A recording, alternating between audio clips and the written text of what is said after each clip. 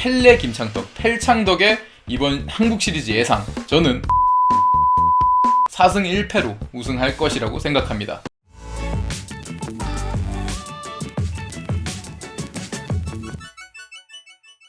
네, 여러분 안녕하세요. 스포츠 클래식 김창덕입니다. 여러분과 이렇게 지금 이 의상을 입고 플레이오프 4차전 중계까지 마친 상황인데요. 플레이오프 입중계를 마치고 얼마 안 돼서 저희 이렇게 카메라 앞에 섰습니다. 그러니까 오늘 날짜는 정확히 10월 28일, 지금 한 10시 정도 됐는데 방금 플레이오프가 끝났습니다. 플레이오프 같은 경우는 키움이 정말 기적을 일으켰다, 이렇게 말씀을 드릴 수 있겠습니다. 저희 스포츠 클래식도 예상을 LG가 이긴다고 하기도 했고, 많은 전문가들이 LG가 한국 시리즈에 올라갈 것이다, 이런 예상을 했는데 키움이 그 예상을 완전하게 뒤집었습니다. 저는 이번 시리즈를 보면서 홍원기 감독이 정말 시리즈를 잘 풀어나갔다고 말씀을 드릴 수 있는데, 일단 투수 운영을 너무 잘했습니다. 1차전 같은 경우는 점수차가 얼마 벌어지지 않은 상황에서 애플러 선수를 과감하게 뺐죠. 근데 그 당시만 해도 벌써부터 포기를 하냐, 감독이 뭐하는 짓이냐 하고 욕을 먹었지만, 그 당시에 애플러를 59만 던지고 뺐기 때문에 3일 휴식을 하고 나온 4차전에서 상대적으로 구위가 더 좋은 모습을 보이면서 승리 투수가 됐단 말이죠. 그 이외에도 양현 선수를 기용하면서 이게 뭐하는 짓이냐 했지만, 그 이후에 과감하게 김동혁 선수를 활용하고, 이후에 김재웅 선수를 3차전에는 2이닝 세이브, 4차전에는 또 1이닝 세이브, 적재적소의 투수를 투입했는데 정말 홍원기 감독이 선택한 길이 정답이다, 누가 뭐라건 난 직진만 한다 하는 이런 녹박구 감독 기용이 정확히 맞아떨어져서 키움이 3년 만에 한국 시리즈에 올라갔다고 할 수 있겠습니다. 반대로 LG 같은 경우는 정말 좋은 투수 자원과 야수진을 쌓아놨지만 두 가지의 미스가 있었죠. 특히 투수 교체 타이밍을 너무 많이 못 잡았다고 할 수 있습니다. 2차전 같은 경우는 안 좋았던 플로코를 류지영 감독이 꽤 오래 놔두는 모습을 보였는데, 류지영 감독은 2차전 이후에 이렇게 얘기했습니다. 플로코를 오늘만 쓸 것도 아니고 앞으로도 써야 하기 때문에 놔뒀다 했는데, 결국 플로코는 두 번째 등판 기회도 잡지 못하고 4차전 만에 LG가 탈락을 했죠. 그 이후에는 또 3차전에 잘 던지던 김윤식을 내렸었고, 이후에 투수 교체마다 뭔가 한 끗씩 어긋나는 모습을 보이면서 좋은 LG 투수진을 전혀 활용하지 못했다, 이렇게 말씀드릴 수 있고, 반대로 LG의 야수진 같은 경우는 굉장히 강력한 타선 그리고 좋은 수비진을 구축했다고는 하나 플레이오프에서 힘을 못 쓰면 왈짱 도루묵일 수밖에 없는데, 가을 야구에 강한 모습을 보인 타자가 크게 많이 나타나지 않았습니다. 키움만 하더라도 푸이그, 송성문, 때로는 김태진, 이런 선수들, 이정우 말고도 가을에 갑자기 미치는 선수들이 많이 나타났는데, LG 같은 경우는 최은성 정도를 제외하면 시리즈 내내 뛰어난 타격감을 유지한 선수가 없었단 말이죠. 그렇기 때문에 LG는 상대적으로 키움보다 훨씬 좋은 전력을 보유하고도 키움에게 무릎을 꿇고 말았습니다. 한국 시리즈에 선착을 해서 키움을 기다리고 있는 팀인 SSG 랜더스입니다. 사실 랜더스는 기적과 같은 한 시즌을 보낸 팀인데요. 와이어 투 와이어, 유례가 없었던 정규리그 시작부터 마지막까지 1위 자리를 한 번도 내주지 않고 지킨 팀입니다. 이거는 전력적인 측면과는 좀 다른 의미가 있죠. 그만큼 팀이 지키는 힘이 강하고 끈끈한 힘을 가지고 있다는 얘기인데, 사실 팀 기록만 놓고 보면 랜더스는 오히려 LG보다 안 좋다고도 할 수 있어요. 기본적으로 선수들이 내는 성적은 LG가 더 좋은데, 랜더스가 마지막까지 정규리그 1위를 지켰다는 건 LG하고 반대로 또 랜더스는 큰 경기에서도 이 왕좌를 지킬 수 있는 힘을 가지고 있다는 이야기도 될 수 있습니다. 물론 후반에 좀 힘이 떨어지면서 시즌 초반에 연승을 달리던 그 폭풍 같은 모습은 사라졌다고 할 수 있는데, 그래도 랜더스는 충분히 쉬었죠. 2주간의 휴식 동안에 전열을 제대로 정비할 수 있었기 때문에 키움을 상대로 우승을 지켜내는 시리즈를 만들어낼 수 있을 거라고 생각을 합니다.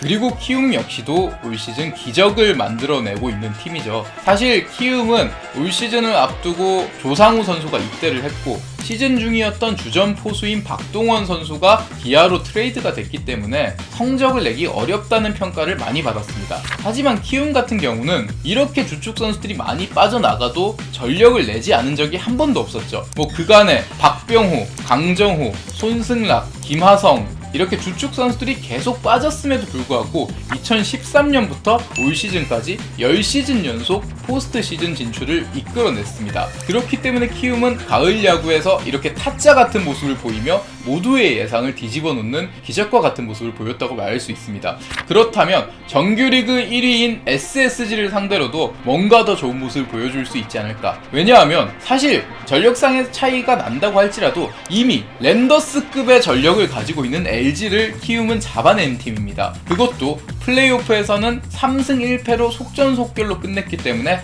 3일 휴식 이후에 SSG를 상대하기 때문에 키움은 충분히 변수를 만들어낼 자격이 있는 팀입니다. 올 시즌 정규리그 우승을 차지한 랜더스는 144경기에서 88승 3무 52패, 정규리그 승률 6할 2푼 9리를 기록한 팀입니다. 키움은 랜더스와 9경기의 간극을 가지고 있죠. 80승 2무 62패를 기록하면서 정규리그 승률 5할 6푼 3리를 기록했습니다.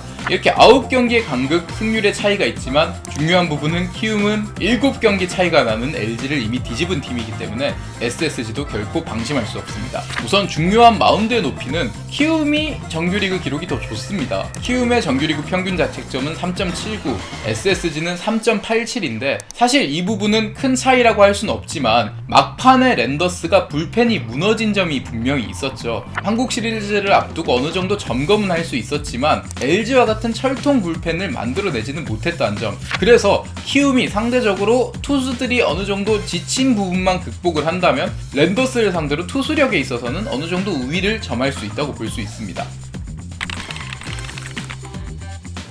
반대로 타선 같은 경우는 SSG 랜더스가 조금 더 우위를 가져가고 있습니다. 랜더스는 팀 OPS가 0.732로 3위, 키움은 0.697로 8위인데 이런 차이 이외에도 이번 한국 시리즈 같은 경우는 지난번과 달리 홈에서 5게임이 열리는 시리즈입니다. 1, 2차전을 랜더스의 홈인 문학에서 하고 3, 4차전을 키움의 홈인 고척에서 하고 5, 6, 7차전을 문학에서 하게 됩니다. 그러니까 홈팀에서 많은 경기를 하기 때문에 랜더스 하면 역시 다른 구장보다 문학에서 유독 강해진 팀입니다. 왜냐하면 홈런 타자들이 많기 때문에 전체적으로 다른 구장이 아닌 문학에서 더 많은 위력을 발휘한다고 볼 수 있는데 고척보다 문학에서 더 많은 경기를 하는 시리즈이기 때문에 타선의 힘은 결국 랜더스가 시리즈 내내 좀 더 좋을 것으로 예상을 해볼 수 있습니다.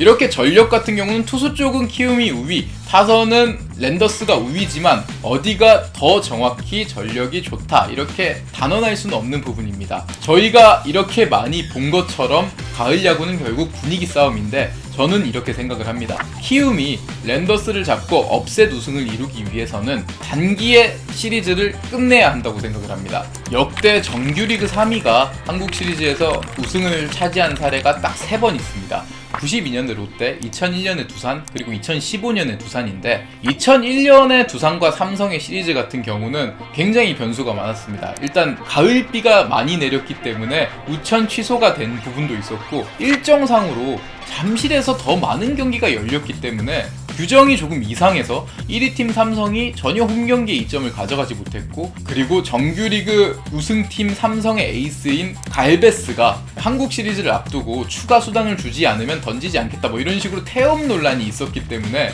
조금 예외로 하고 92년의 롯데와 2015년의 두산의 예를 들어드리면 두 시리즈 모두 5차전에 끝이 났습니다. 정규리그 3위 팀 같은 경우는 준플레이오프와 플레이오프를 치르고 오기 때문에 체력적인 열세가 있을 수밖에 없습니다. 키움도 현재는 홍은기 감독이 좋은 투수 운용으로 인해 선수들의 체력을 많이 세이브했다고는 하지만 지칠 수밖에 없는 상황인데요. 그렇기 때문에 빠르게 시리즈를 끝내는 게 좋습니다. 92년의 롯데와 2015년의 두산이 그랬는데 그들은 정규리그 1위 팀이 전혀 정신을 못 차리는 상황에서 빠르게 공략을 해서 5차전 안에 4승 1패로 시리즈 우승을 따냈습니다. 키움 역시도 결국 시리즈가 7차전까지 장기전으로 가게 되면 지칠 수밖에 없습니다. 이미 9경기를 했기 때문에 7차전까지 가면 남들은 7경기 할 때 16경기를 하게 되니까 투수도 야수도 다 지칠 수밖에 없는데 그렇기 때문에 키움은 우승을 노린다면 시리즈를 빨리 끝내야 하지 않을까 하는 생각이 듭니다.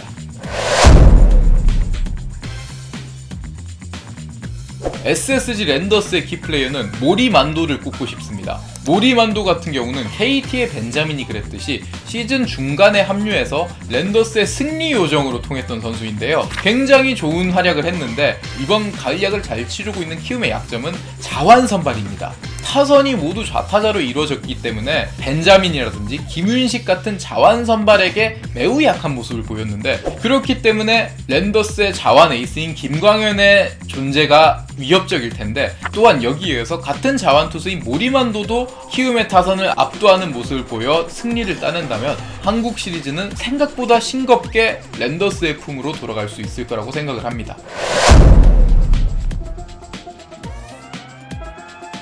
계속 틀린 입장에서 이런 말씀을 드리니까 조금 송구스럽긴 한데, 키움은 어쨌든 지친 데미지가 분명히 있고 전력 차이도 랜더스와 어느 정도는 있기 때문에 이기기 매우 힘든 시리즈, 이번 시리즈 역시도 예상대로 진행이 된다면 결국은 SSG가 우승을 차지할 수 있지 않을까 하는 생각이 드는데, 이 변수를 만들어내는 게 중요하죠. 그리고 지금까지 변수를 가장 많이 만들어왔던 선수 푸이그입니다. 사실 이정우 같은 경우는 정말 잘해주고 있긴 한데 다들 예상을 했죠. 이정우가 뭐 못하는 게 변수지 이정우가 잘하는 건 항상 상수라면, 정규 시즌에 어느 정도 기복을 보였던 푸이그가 시즌 막판의 타격감, 준 플레이오프 이어가면서 다 이어지고 있고요. 중요한 상황에서 홈런을 터뜨리면서 키움의 승리를 만들어내고 있는데, 특히 홈런이 많이 나올 수밖에 없는 문학구장에서 시리즈를 많이 치르고 파워가 키움 타자 중에 가장 좋은 푸이그가 미친 모습을 보여준다면 키움도 가을의 기적을 만들어낼 가능성 충분하다고 생각합니다. 자, 여러분들이 제일 기다리고 계셨던 시리즈 예측 시간입니다. 계속 틀리고 있어서 이렇게 이야기들이 많은데 이번에도 예측을 하겠습니다.